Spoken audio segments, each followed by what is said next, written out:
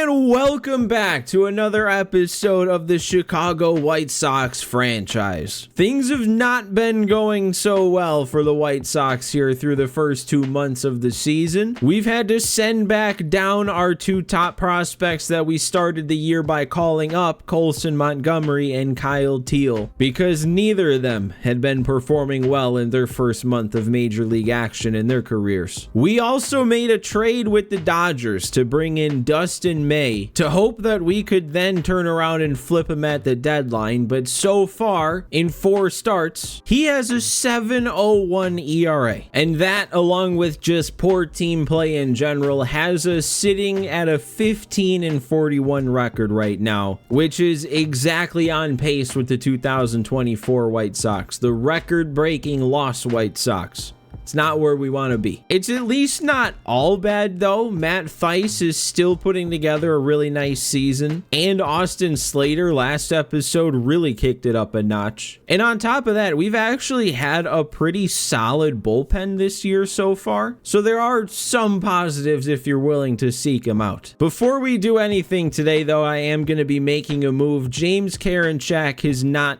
been the move. I brought him up. He had a couple of good outings, but since then he's really fallen off. He's got a 6.23 ERA in 13 innings. He's also walked 13 batters in 13 innings. That can't happen. So I am going to be sending Karinchak back down to AAA, and who I'm going to be bringing up in his place is Justin Anderson. And look at what Anderson's been doing in AAA. He has yet to give up an earned run in 24 1/3 innings. He's struck out 28 batters. Most importantly, he's only walked 4. Hopefully his minor league stat line doesn't fool me like Karinchak's did, because Karinchak was dominating AAA also, and now we've seen how he did. All right, but with that out of the way, we do have 2 games left here in the month of May that we didn't finish because it was starting a new series. So let's get it going here. Baltimore, we're right into a critical situation. Actually, I don't feel the need to get into this one. We are down 10-4. It's a player lock for Mike Tauchman to hit for the cycle, but he needs a triple. I'm not gonna bother. We're just gonna sim to the end of this one. We still lose 10-4. Man, and it looks like Tauchman hit a second double. You couldn't just extend it to 3? You couldn't try? Or maybe he did and got thrown out and it's just called a double. I don't know. Another bad outing for May, though. That's very disappointing. All right, then the final game in the month of May, another game against the Orioles, and we dropped that one too. 15-43 officially heading into June. It was a 5-2 loss, and we didn't really have much going for us. Okay, it's scouting day here. I think this is the first time this has happened. We didn't discover anybody. Discovery's actually been going surprisingly well so far, but when a week like this happens, it's just pointless. Like, we literally wasted a week of scouting because this dude didn't do anything. He didn't do his job. All right, well, I don't think I said at the beginning, but we're still moving through this season fast. I'm still going to be simming and playing critical situations, trying to get through the month of June today. And I kind of liked how last episode came out with my voicing over in between games, so I'm probably going to go back to that today. And we would go on to lose our last game against the Orioles, meaning we get swept to start the month. But then after splitting the first 2 games against the Tigers, we're met with our first critical situation of the episode. We've got a bases loaded situation. We're up by 2. We've got 2 outs. All we need to do to get out of this jam is secure this final out. Boy, and we must have used a lot of the bullpen today. Look at this. There's only 3 options to get warm right now. Fraser Ellard is our closer right now, so that's probably why the CPU brought him in. I did also check, and Dustin May actually had himself a solid start. Only gave up 1 earned in 5 1/3. We got 1 more pitch to play around with here, and then we got to throw something in the zone. And the slider got him. Perfect right there. There we go. That pops him up on an 0-2 count. That should be out number 1. Another pop-up foul. Perfect. Maybe the best kind of out besides the strikeout, really. All right, fly ball to left. We should have that. That's going to give us a 2-1 series lead over the Tigers. We've actually guaranteed not losing a 4-game series here. We got a chance to win it, though. All right, let me sim this one live. Let's see how we wrap this one up. It's another critical situation. All right, we got to make the comeback here to try and take the series here. 3-1. All right, here we go. Hitting, needing to make a comeback. That's not our strong suit. so far this year with this team on GOAT difficulty. And that's why can't put the bat on the ball on a pitch in the zone. I am dropping my PCI like crazy on that. I was also thinking about it too during that last game, but I don't know if I've hit a home run yet. Or no, I have. Never mind, I did. I hit one against the Twins with Benintendi, I think, and I think Luis Robert Jr. just tied this game. There we go. That was a good swing. It was another sinker right over the middle of the plate, but we saw how bad I missed it the last time. Oh, okay, I'll take that, though. Free base runner, free loading of the bases with nobody out. Austin Slater, one of the hottest bats on the team, 2 for 3 with a homer today. Who would you want up more in this situation? I wasn't going to swing if it was any sort of breaking ball. Of course, he keeps it in the zone. I'm going to contact swing here. That feels smart. And I still miss. We needed to put the ball in play there, and I didn't. Oh my God, and there I go dropping the PCI again. That is horrible. Oh my, you don't miss that. What? Base is loaded with nobody out, and we're not going to take the lead. Well, it's not over yet. Matt Theis can still do something. Oh, I don't even know how I missed that. I didn't feel like I did. At least we got a run. At least Luis Robert came through and we're tied. We didn't get anything done in the 9th, so we'll skip straight to extras, still tied at 2 apiece. And I mean, I'll take it, I guess. I'll take it over a base hit or something, but it moves the runner up. Dude, how many pitches have we thrown in this at bat? He's fouling off all the good pitches. Let's go up in the zone. I haven't gone there yet. 10th pitch of the AB, and he misses the spot. At least that sets up the inning-ending double play, but I think Matt Vierling can move a little bit, so it's not going to be easy. And we can't even come home with that. We can't come home with that. We can't go to second with that. We just got to take the out at first and give up the lead. There we go. Now we get our strikeout, of course. They scored without getting a hit, so why can't I? Who do we have up here? Benintendi? Is he the one that I want to try and lay something down with? There we go. Gets the bunt down. 4-pitch walk. Sets up the double play. Also brings Andrew Vaughn to the plate, who I think it popped up saying is batting .086 with runners in scoring position. You know what? I might take off with Robert at first. That might actually make sense. 99 stealing. He better get a good jump over there. Did he? I don't even know. He's going to be in, though. All right. Good steal, then. Ooh, and now they're going to put Vaughn on for free. Okay. Brings up Austin Slater.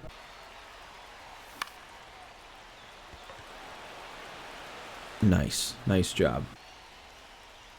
No, I almost bit on that. Walk me, though. Do it.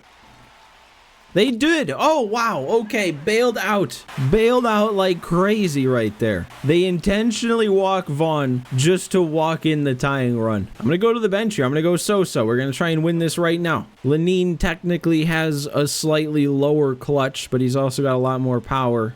And it's, you know, the ideal handedness matchup. And then I swing at the first pitch and miss it. So we're going to be going to the 11th. All right, well, we got Vassell coming in, and he's going to be in for the long haul now that we're in the 11th. And they stole third, and I didn't even notice. Ooh, that's not getting caught. Stealing third didn't matter there. Actually, that was really close to getting caught. All right, that one should be caught too. Vassell did fine. Even though we gave up that double, that's, you know, they already had the runner on third. We probably weren't going to not allow a run anyway. That's getting down. Go, Lee. No, where are you? I think because we slightly popped it up, Corey Lee just, like, sprinted back to second. All right, nice job there. Nice going. Wasting out, and we move back a base. And of course, dude, of course. I actually make a good swing, so it goes right to somebody. I missed that because that time I'm too early. I guess with how bad I was hitting in that game, it's a miracle we even made it to the 11th in the first place. All right, before we move on, the Red Sox are offering me a trade. These have been pretty bad so far. And is this one interesting? Rob Refsnyder for Michael A. Taylor. They're both 33 years old with a C potential. They're both going to be free agents after this season. Refsnyder is definitely more of a hitter, though, and Taylor's got the fielding. His hitting has been disgustingly bad this year. I'm actually tempted by this. I mean, this is like the lowest stakes, does not matter trade that could possibly happen. Like, we're swapping the exact same amount of money. They are the exact same age, basically same overall, all that sorts of stuff. I mean, we already have Jankowski to be our fielding guy, and he's at least been better than Michael A. Taylor hitting wise, which isn't saying much, but I mean, it seems like right now we need offense more than anything to do anything. Obviously, we're not trying to compete, but we're still trying to do good. We're trying to get as many wins as possible because we need more wins to unlock more money we can offer free agents in the offseason. So maybe with the way the team's set up right now, adding a bat like Rob Refsnyder might help more than keeping Michael A. Taylor. I'm actually going to do this trade. I mean, Michael A. Taylor, with how he's playing, he's not going to get us anything in terms of like a prospect. So maybe we add Refsnyder, we give him some regular playing time. He's actually, I mean, he's putting up decent numbers. 866 OPS, 515 slug. Maybe he's got a better chance of turning into a better prospect to trade for at the deadline. I'm going to do this. Let's let it fly. We're sending away Michael A. Taylor, bringing in Rob Refsnyder. All right, it really only makes sense to have Refsnyder starting against the lefties, but we're going to give him the 3-hole here. He's got 90 contacts, 71 power. He should be good. We lost our first game against the Royals post-trade, but in the second game of the series, we get a critical situation. We're back in extras, tied at 2, Ellard on the mound, and there's 2 on and only 1 out. All right, man, another tie game late. Let's hope this one goes better than the last one. Oh, God, dude, he's putting together such an at-bat, fouling everything off, and then he looks like that on the strikeout. Another strikeout, though, way out in front of that one. That is huge, because all we need to do is bring that free runner around, and we can win this one. That is a perfect bunt. He might actually, no, not quite, not quite. Oh, and look who it is, the new guy. Rob Refsnyder up with a chance to walk it off. Oh! How am I so bad? Oh, I'm so sorry, Rob. That is 100% my fault. Bennett, nope. I thought that was getting through. I also thought I made a better swing on that. That was not even close. That should do it. We just need to make sure we get it over there. We do. Fraser Ellard might be team MVP right now. He's going to have to be our all-star. He better be.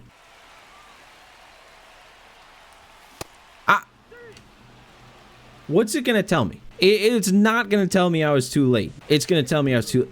I don't know what I'm doing right now. I don't understand this. Just when...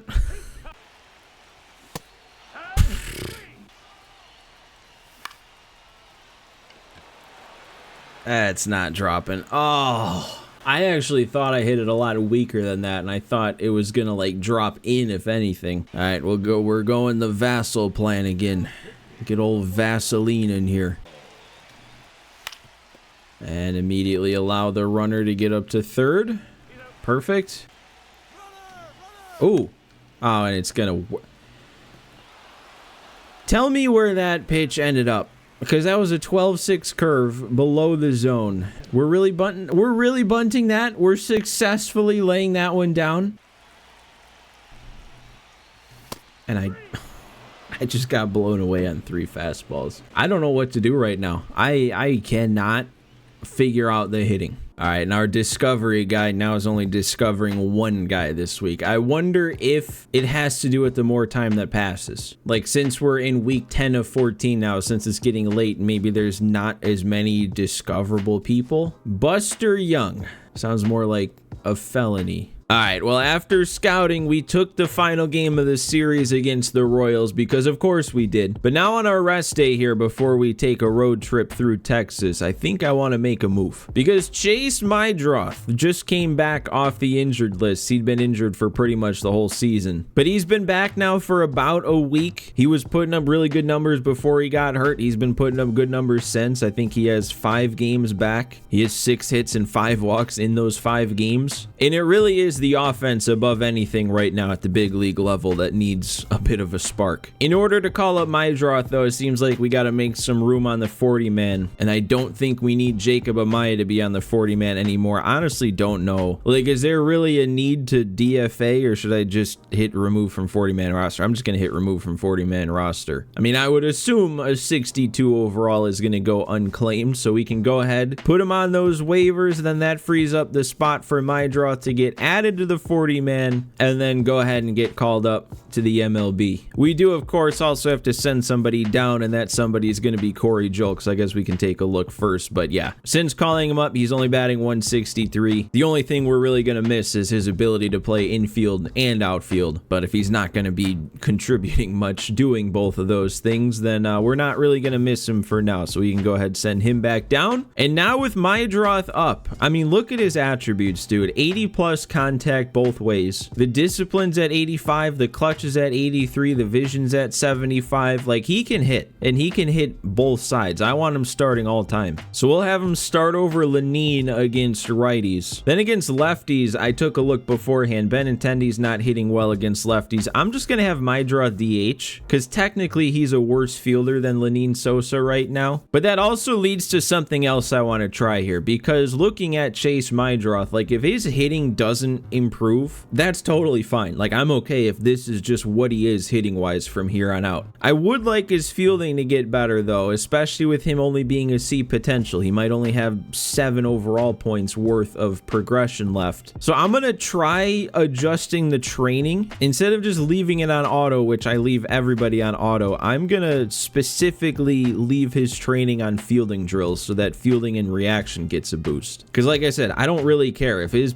hitting doesn't change. I mean, he's already Luis Arias for me. I'd just like that fielding to get to a point where he's not really a liability, and maybe even to a point where I would feel all right putting him at shortstop. But you know I got a player lock with Mydroth, with him making his major league debut today. It's against a lefty today, so that means that he's DHing, so all he's got to worry about in his big league debut is what he can do with the bat, and more specifically, what I can do with the bat with him. Because I'm not gonna lie, it's been a little while since I recorded the first part of this episode, but what I do remember is the hitting was struggling a lot.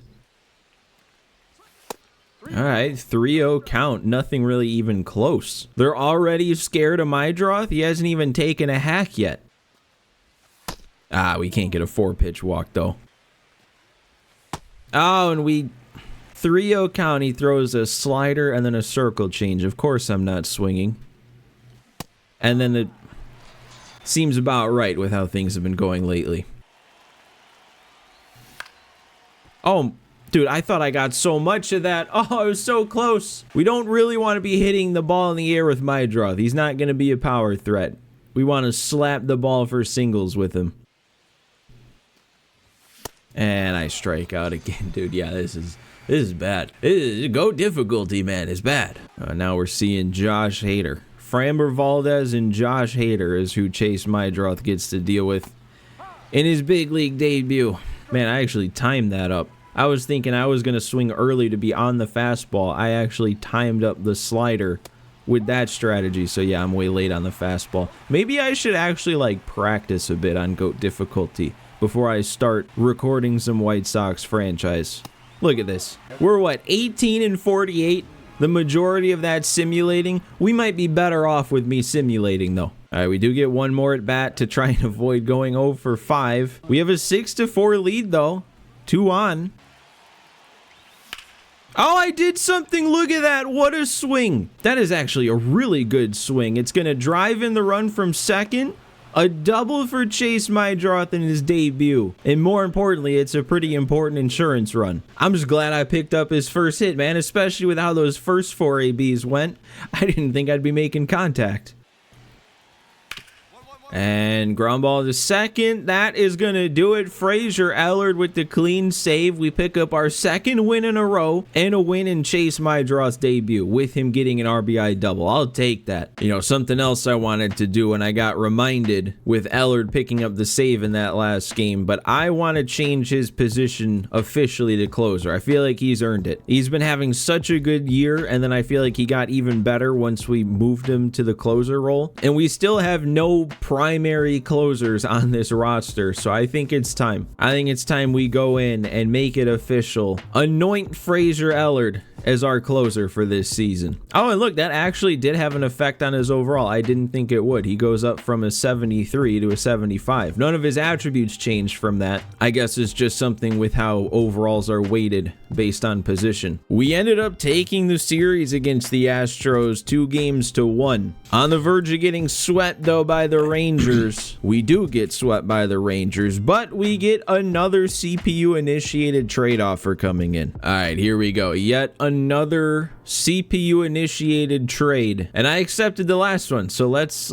see what's going on with this one. They are willing to give me Trevor Stephan for Matt Thaiss. Dude, at first glance, this might be a move. Stephan's a 77 overall. He's 29, but I think I saw, yeah, he is under contract for 3 more years after this year. So 4 seasons for 3 more years after this year at 2.5 mil per year. So $10 million over 4 years. That is a pretty good deal for a relief pitcher who's got a 2.23 ERA and would immediately become by plenty our newest highest rated overall relief pitcher. New highest rated. That's probably what I should have gone with. Yeah, I'm not gonna lie, I was planning on keeping Matt Thaiss around until the deadline, but I like this move, man. This is a relief pitcher that should still be around while we're trying to compete. The B potential means he could continue getting better, and he's already a high enough overall that he'd be our best relief pitcher right now. He's having a really good season. I don't see a reason not to do this.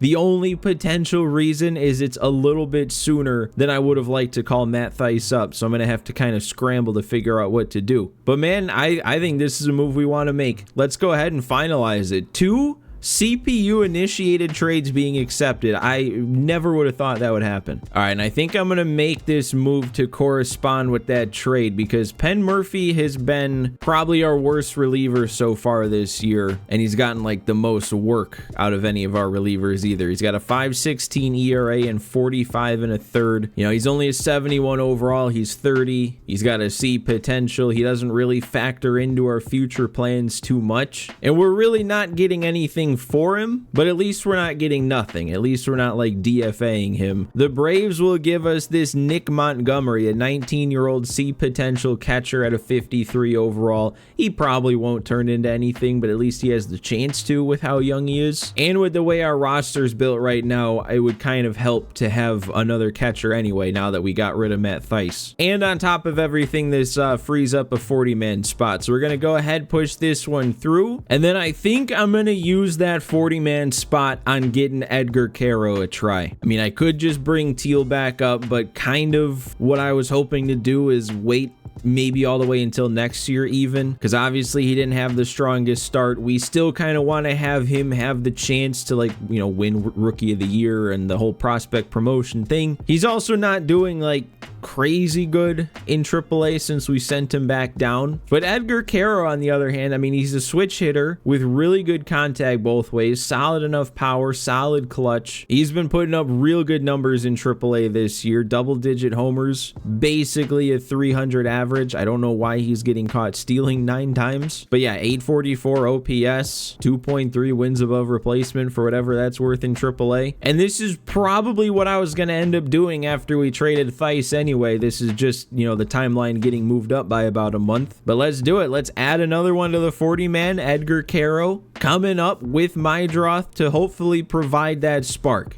We're going to give Edgar Caro the same treatment as Chase Mydroth, though, and player lock with him in his big league debut. I'm putting my trust in him. I made him an everyday starter. Fans are welcoming him. This is also Chase Mydroth's home debut. But yeah, I mean, especially hitting-wise, Caro is better than Corey Lee in pretty much everything on both sides of the plate, especially with him being a switch hitter. So we're thrusting him into the starting catching role right away. Oh, and don't tell me I'm going to have to do a bunch of actual catching. Maybe just when I have to make a play. All right, pop up towards the dugout. Edgar Caro's first put out in the big leagues, I assume, unless he caught a strikeout. All right, but here we go. Here's the first AB. We've got runners on second and third, 2 outs. We need a hit to cash in here. I wanted a first pitch swing. I was not on that. Get through. Ah! That's a pretty solid swing, though, man. Why is that not hit harder? That's completely within the PCI. We could have gotten that through. Game.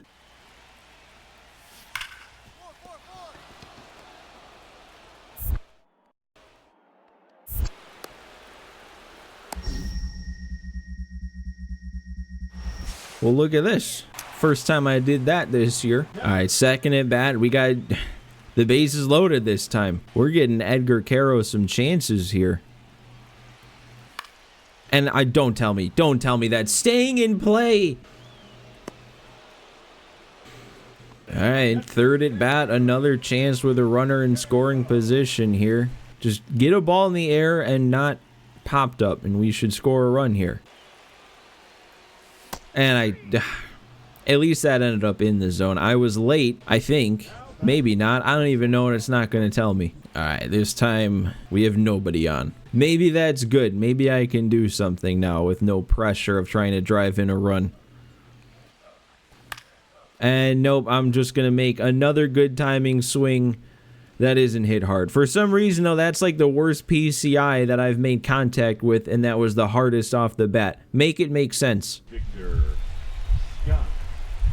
Wow, they're giving me a heartbeat going on here. This is a big spot, a 1-run lead, and they just brought me in to watch us blow the lead in potentially his first save opportunity since making him the official closer. They're gonna make me watch Fraser Ellard blow the save. Oh, and now didn't just blow the save, but now we're down 2, and I'm the last chance with Caro. Don't even tell me. Don't tell me that. Oh, I really thought I got that.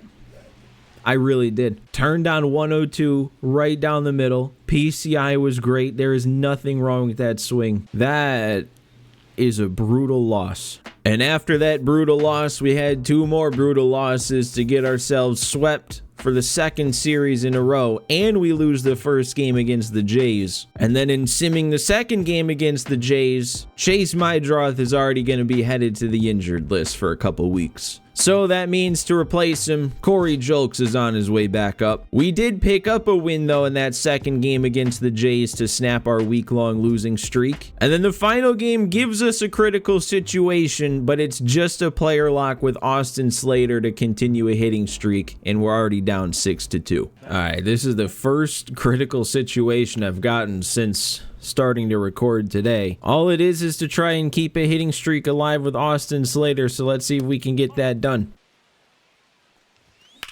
And I actually do. Look at that. I get the PCI up to the high fastball. Base hit. I don't know, man. Between that and the swing that I took with Caro to end last game, I'm stringing together a couple of good swings here. Oh, wow. Look at this. Since we're already in the game, I guess it gives me another chance to come back in when it's a high important situation. That base hit has led to 2 runs scoring. The base is loaded, and now Benintendi up, still all with 2 outs. And I missed. Oh. All right, well, I'm gonna try and do this here. Down 2 in the bottom of the 9th. I'm gonna try and hop back in here. And that's got to get down. No, it doesn't. Oh, I thought that was going to tail, and Springer's slower over and right these days. I thought for sure that was a leadoff double. Vaughn, though, look at that. That's a good swing. rocketed back up the middle too. 109 off the bat. Imagine if Luis Robert did have a leadoff double. Oh, and Caro's gonna ground into a double play to end it on a good timing swing with a relatively good PCI also. I'm definitely getting better, or at least the last couple of appearances I've had at the plate have been better looking swings. I guess some of these though just come down to the player ratings, maybe, with it being the simulation style situation. After that loss, we're immediately going to get ourselves into another critical situation in game 1 against the D-backs. First chance to see Trevor Stephan. He's got the bases loaded. All right, bases loaded, 1 out in the rain. I'm guessing Trevor Stephan himself is who's responsible for this situation, but this will be my first time getting to use him, so I want to use him. Oh. Am I playing online right now? What's going on? Hey, that's going to be a double play, dude. I hung that slider so bad, and we get bailed out with the inning-ending double play with the bases loaded. All right, well, I'm going to hit return to simulating here instead of playing out the rest of this game. Let's see what happens here. We do just get to go ahead and finish the game, so it didn't get back to a high leverage situation. I'm not gonna lie, I kind of like what I'm seeing. Vaughn has been heating up a bit lately. Talkman's been heating up. Slater staying good. Mike Clevenger throwing 7 innings, only giving up 1. We still might not be doing a whole lot of winning, but I don't know. At least there are some things going right. Oh, and we got another trade offer to look into. I don't know how to feel about these now. The first 2 were really bad. The last 2 we accepted. What are we looking at for this one? They want Slater for Esteury Ruiz. Now, he is under team control for another 3 years with arbitration. His overall right now isn't any better than Slater, I think. Yeah, Slater's a 76. Ruiz is also a 76. Ruiz is not having a very good season, though, so far. His attributes look solid. The 99 clutch is really nice, too. Obviously, he's got the speed and stealing. He's decent enough in the field. I don't know. Am I feeling this one or not? I don't know if I am. I'm gonna be honest. The gut isn't really feeling this one right now. Maybe I go back and revisit it on my own closer to the deadline, because I definitely still want to move Slater before the deadline. But for the kind of season Slater's putting together right now, I mean, 282, 374, 505 slug, 879 OPS, 1.8 WAR so far. Like, I've also done a lot of trading so far this year. Like, all the trades I've made pretty much are for people who aren't necessarily looking towards the future. And Ruiz would be a bit more looking towards the future than everybody else I've traded for, because, you know, he'd be around during arbitration. I don't know. Something in the gut. The gut feeling's not feeling it, so I think I'm going to pass. We're going to go ahead and decline this one. We did win the second game against the Diamondbacks. And then game 3, we pick up the sweep with a 2-0 shutout. Dude, and hold up here. I don't know if I've been checking in on scouting every week in this episode, but this Boone O'Rourke, if he lasts to pick 10, which is what ours is, he might have to be the pick, because look at what this guy can do. All those future attributes. The hitting looks like it could be really good. He's not going to be giving up anything with the fielding. I really hope that overall rank of 33 makes it so that he lasts until pick 10, because we have him ranked 4. It's probably worth it to finish scouting him 100% though, for somebody like this who could end up being our number 1 pick. So we're going to leave that there. All right, and then this final game against San Francisco will be the final game of the episode. But regardless of what happens in this game, we just put together our best month of the season. Now, that's not saying much, because we haven't had any good months yet, and this is still only a 10-15 record, but this is the first month that we've gotten to 10 wins. But let's see if we can finish this month strong by winning 5 of our last 6. Sim this last game against San Francisco, and we lose. Of course we do. Not even a critical situation to end it. Yet another good start from Mike Clevenger, but is Fraser Ellard losing it? Is the pressure of being the closer getting to him? I don't know, but we'll make it official that we're on to July. Threw me off a bit, but that's just Chase Mydroth getting healthy again, or healthy enough to not be on the injured list. So we're going to go ahead and activate him. And we're on to July, which means that's the end of this episode. Now, I know this series hasn't been going the way that I would have hoped it to, especially between this episode and the last one. It was a really long time. I don't want that to be the case, though. I am enjoying this series when I do play it, and I do want to get this White Sox team to a good place, and I think today was fun. I think today being our most successful month yet, making some of the moves, some of the call-ups we did, and next episode is going to be an exciting one because that's going to have the draft and that's going to have the trade deadline. We are going to have a lot to do. So for now, make sure you hit the like button for me if you enjoyed this episode. Yell at me in the comments to make sure the next one doesn't take as long to come out. But thanks for watching, guys. Thanks for hanging out with me again, and I will see you next time.